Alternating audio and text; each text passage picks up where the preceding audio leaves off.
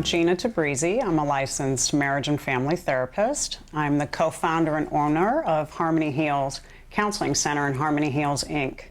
Harmony Heals has expanded over the last year, and I'd love to tell you a little bit more about that later. The thing that I'm most passionate about is dealing with trauma and addiction. Working for 27 years in the field, and I started off working primarily with trauma, and what I discovered was there was never a client that had trauma that didn't also have addiction. In whatever form it took, in whatever place it came, it always showed up as you started to peel away at the layers of the trauma. What happens a lot in the recovery field and in the beginning of early addiction is a lot of people want to stay away from focusing on the trauma, and trauma could be, it's a broad brush.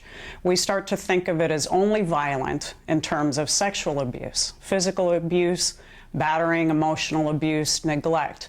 What I found through the years is that there's a silent piece to that trauma, and that piece is sometimes ignorance. That piece is sometimes prejudice.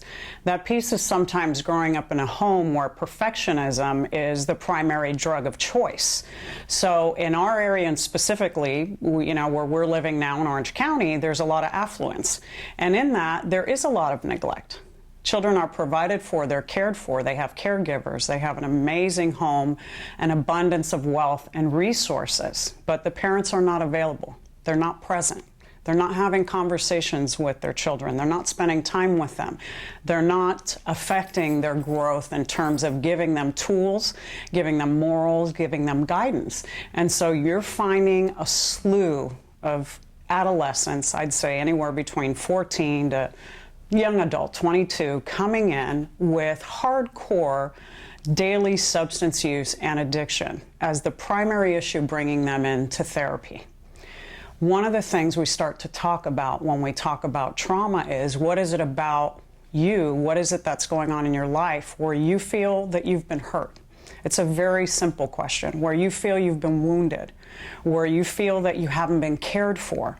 Pia Mellody has a beautiful way of putting it. One time in one of her lectures, I heard her say, trauma is anything less than nurturing. When I ask my clients, have you ever had trauma? They go, no. They've never been sexually abused or beaten or battered, but I say, have you ever experienced anything less than nurturing? And they go, oh yeah, all day long. Part of that is that neglect that I was talking about. And not just in that area, of course, not just in affluence and poverty, you're gonna see it too, right? Parents are just out there and they're slamming 3 jobs down, trying to put food on the table, or single parents, or parents that are impaired in some way. They're not intentionally creating a trauma for their child, and yet their child is growing up with a trauma as part of their makeup. When you look for those wounded places in people where they didn't feel loved, where they felt as though they were not the most important thing. They didn't really matter. They were an afterthought in the life of their family. They seek something to take care of that wound, to fill that wound, to eliminate it if they can. Drugs is the beautiful marriage for trauma. We've established a monitoring program both for our addiction clients and our mental health clients, where it's daily contact, live, not via computer. They see a case manager a minimum of once a week, can talk to that case manager once to 3 times a day or more if they're in crisis, daily.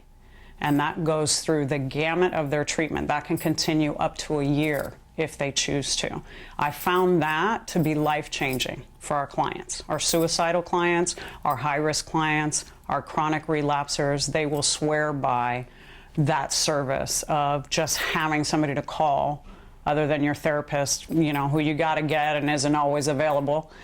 They can have that person just right there when they're in need. I would hope for a client who's wanting to be well, who just wants to get better, who just is done living the way that they're living, that they would reach out to Harmony or any other facility that will wrap around them like that and hold their hand through their recovery. I would celebrate that and invite them to do that. Harmony has a few websites, but our primary one is www.harmonyheals.com. We have an 800 number. I know they're going to plug in later. And also, I think just the websites. You can look up Harmony Heals Detox, Harmony Heals Sober Living, and you can find those resources as well. And medical, psychiatric services included with all of that too. So I'm grateful for today, and I'm grateful I got to have another opportunity to be at this conference and share a little bit of what I know with you all. So thank you.